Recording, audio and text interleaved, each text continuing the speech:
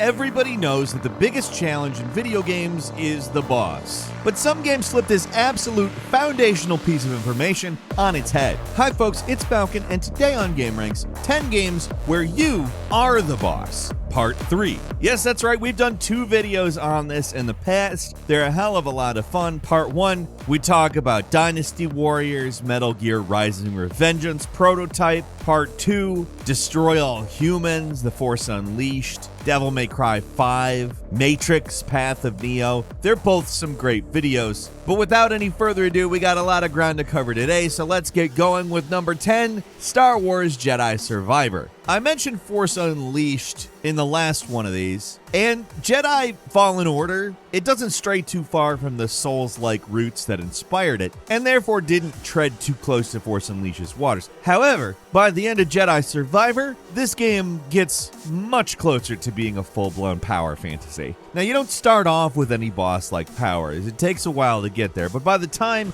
you're infiltrating the Imperial Security Bureau base and just slicing through throngs of stormtroopers like it's butter, it really starts to feel like you're someone to fear. When Cal finally embraces the dark side and you unlock the game's version of the Devil Trigger, that's when this game goes full boss mode.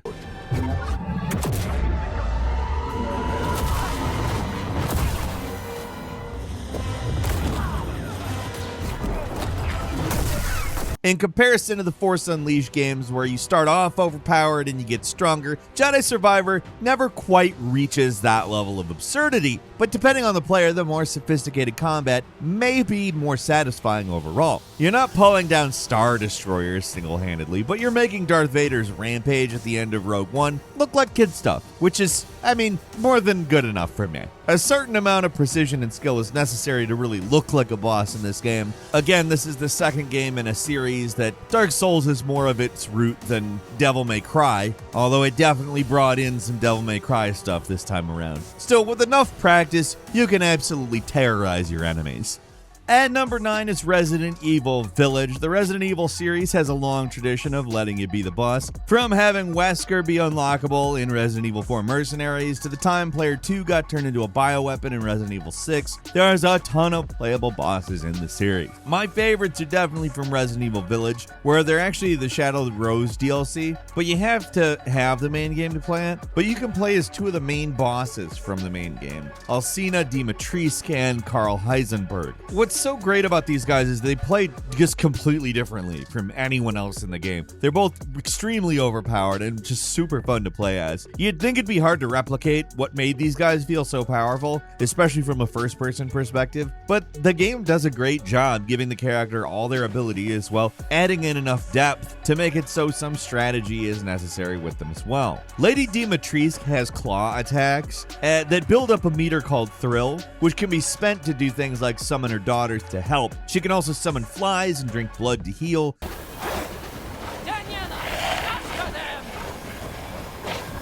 Or apply lipstick to build up meter. Heisenberg is also primarily a melee character. He uses his gigantic hammer to bludgeon enemies and can use his magnetism powers to throw scrap or pull people closer.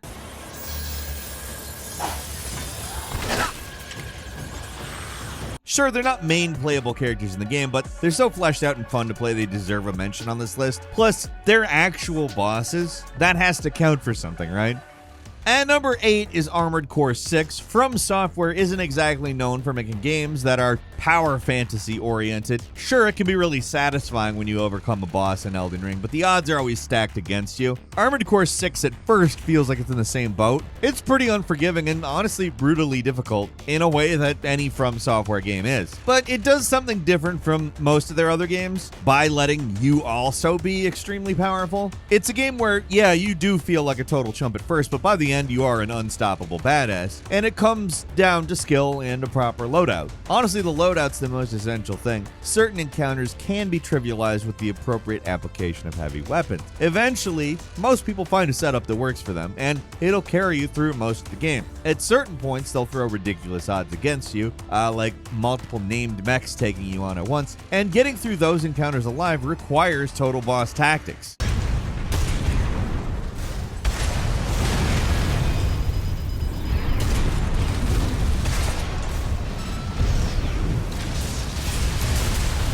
You'll have to build a core that's utterly unstoppable to do so. Combat, I mean, it's really fast and brutal in this game. It is on another level compared to their other games. And hell, you can literally build mechs that function like bosses. You usually get most of their parts available in the store after beating them. Usually the build isn't as good as the one you're rocking though. You don't need to literally be a boss in Armored Core 6 because you can be better than them. And number 7 is Crysis Remastered. The infamous 2007 System Melter is known for the cutting-edge graphics for the time, but that's not all there is. It's also a top-tier power fantasy, an FPS that lets you basically be the Predator, but somehow more overpowered. It all comes down to the nanosuit tech, which grants you a wonderful overpowered selection of abilities that lets you literally run circles around the enemy. There's the standard stuff like armor and speed, but you can also buff your strength and most crucially turn invisible at will. There are downsides, like firing a gun while invisible instantly drains all your power, and you can only have one of these abilities active at once, so if you're using speed, then you're completely unarmored and you'll likely die with just a few hits. The limitations are where the skill is required, but these are barely limitations at all. Just switch off stealth for a second, fire your gun and turn it back on, and you're fine. Sneak up on guys and throw them through buildings.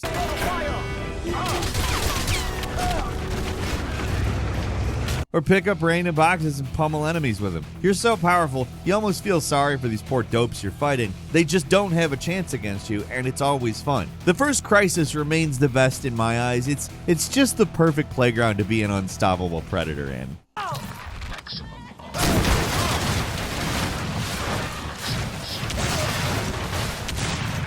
And number 6 is Control. This is another one with a slow drip of powers, so it takes a while until you're a full boss, but once you get there, holy hell, it is so fun. There are so many games that have experimented with physics-oriented powers, but this is the best. At very least, one of the best. The way you can toss around tables and chairs, rip out chunks of the wall, force enemies to fight for you, and hover through the air, it's all fantastic. The only downside is how vulnerable you can be, but with the right abilities, it stops being a problem, just like everything else. In this game's case, you're not just the boss figuratively, you're also the literal boss. You walk into the Federal Bureau of Control and right away, you're selected to be the new director. It doesn't make a whole lot of sense until you get quite a ways into the story, but you learn the ropes pretty quickly at least. All the physic abilities combine to make you feel extremely powerful in this game, but the one that stands out for me is the hover. What makes it unusual is you can just float through the air and you never actually have to come back down. There's no meter that runs out and forces you back to the ground. Once you unlock it, you can just hover as long as you want. There is a downside, you can only hover so far off the ground, and you'll still fall into bottomless pits, but those are pretty minor compared to how much mobility you do get out of it. It's one of those games that gives you these opportunities to cut loose, and those moments in the game just make you feel like a boss in the absolute best ways. Control,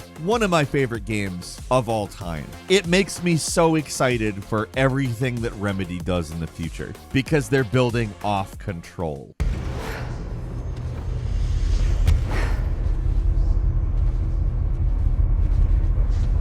And number 5 is Spider-Man Web of Shadows. Basically a spiritual predecessor to the prototype games, Spider-Man Web of Shadows has some of the most satisfying combat in a Spider-Man game. It really goes all in on making you feel powerful, with an entire Venom suit skill tree dedicated to causing as much destruction as you can. The ability to switch between standard Spidey and the black suit really adds a layer of complexity to the game, and the aerial combat remains the best seen in a Spider-Man game. You're not even limited to land in air here, you can fight enemies on the sides of buildings, and that gives the game a unique edge. It's all really fantastic, makes Spider-Man seem like a total beast. The black suit skill tree is especially great for making you feel like a boss. You can toss around cars and buses, no problem. Sure, Spider-Man still sounds like a dweeb. I don't know what the deal with Peter Parker's voice is in this game. Where's Cage and his search party? The civilian volunteers! Pretty redhead, arming a ghast! You are no help! But otherwise, it's a superhero power fantasy at its absolute best. If you want to play a game where you get the satisfaction of being a boss without being a totally sociopathic killing machine like in Prototype, Web of Shadows is a pretty good compromise. I mean, you're still tossing around cars and smacking around civilians like it's going out of style, so we're talking about a difference of degrees here, but still.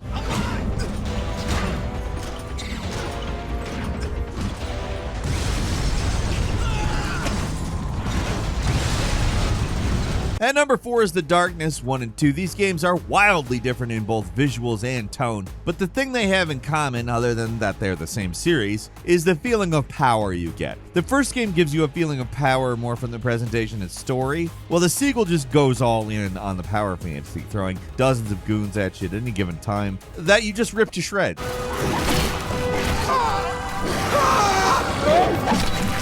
The part at the end of the first game where you just lose control and run through the bad guy's mansion, destroying everything and everyone in your way, like an unstoppable horror protagonist, is the biggest boss moment of the whole series. Yours is the power of darkness. Oh my God! Jesus! Oh.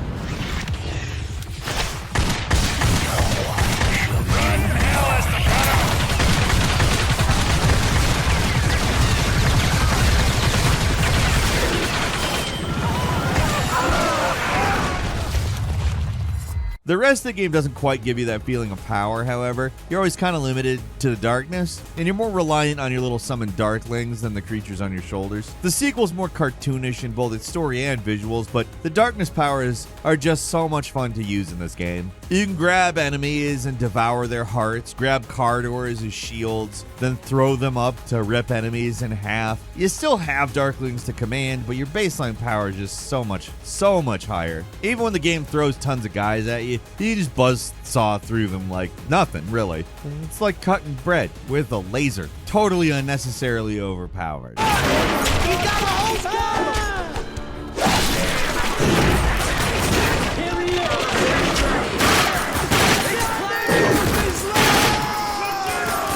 Both games make you want to feel like a boss, but they accomplish it in different ways.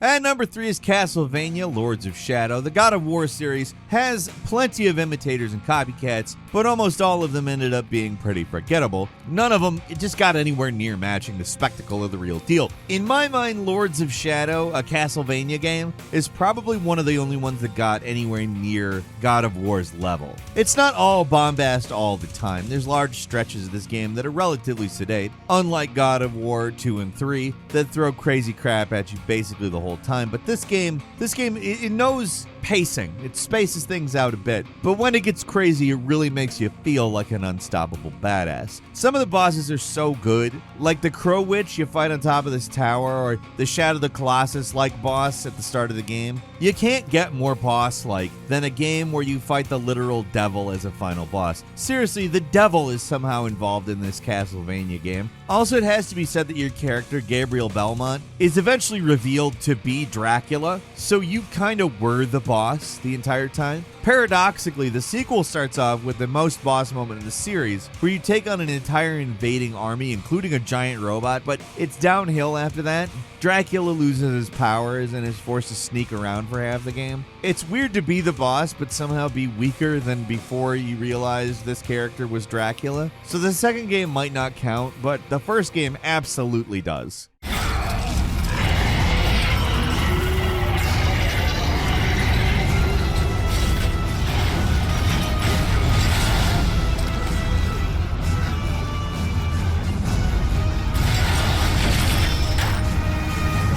At number 2 is Transformers War for Cybertron. This is a game that gives you an opportunity to play as one of the all-time great bosses in fiction, Megatron, the leader of the Decepticons. This game is split into 2 campaigns, one where you play as the bad guys doing all the evil stuff, and another where you play as the Autobots as you try to undo their scheme. Through most of the first campaign, you play as Megatron, who is easily the most powerful guy in the game. He has an absurdly powerful cannon, a powerful melee attack, and an ability that lets him hover in the air and just destroy everything that stands in his way.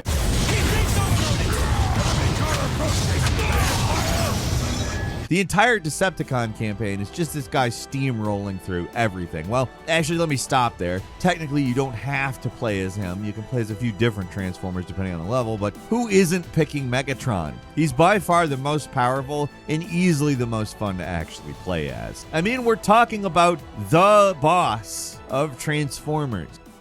And finally, at number 1, Final Fantasy 16. If being a boss mostly amounts to spectacle for you, then Final Fantasy 16 has it in spades. The big icon boss encounters are the most ridiculous over-the-top battles in the series history. Maybe some of the most over-the-top fights in all of video games, period. You can even play as a boss during these fights. Clive transforms into a Freet during these encounters, a common summon in the series that also serves as a boss in many of the games as well. Final Fantasy 6, 8, and 15 to be specific. Every single one of these encounters is totally wild. The presentation on them is just something else, and there's actually some skill required to complete them as well, because a Freet actually plays mostly the same as you would normally, only with more giant fireballs and an occasional shooter segment. When you think about it, even the story puts you in the role of the boss. Your goal of destroying all the mother crystals actually places you in the role of villain if you go by the traditional Final Fantasy series lore, which really only feels relevant for the first half of the game. By the time the true villain is revealed, you are an unambiguous good guy,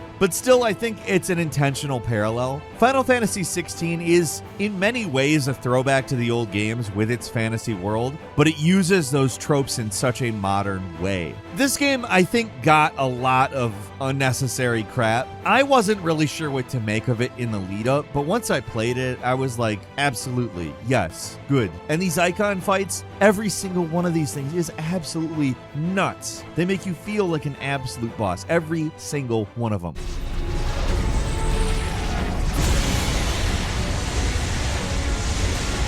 Not today. Come on, Joshua.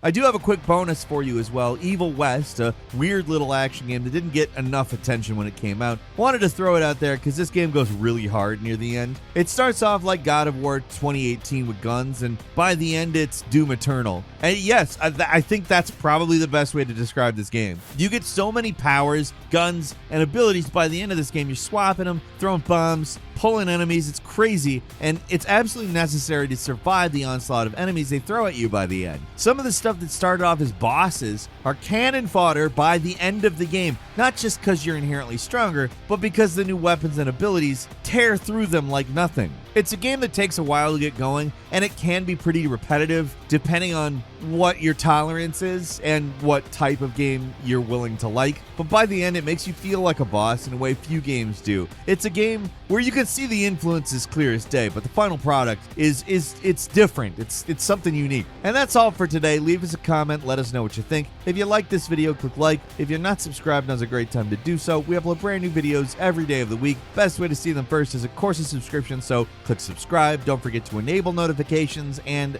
as always, thank you very much for watching this video. I'm Falcon. You can follow me on Twitter at Falcon the Hero. And we'll see you next time right here on gameranx.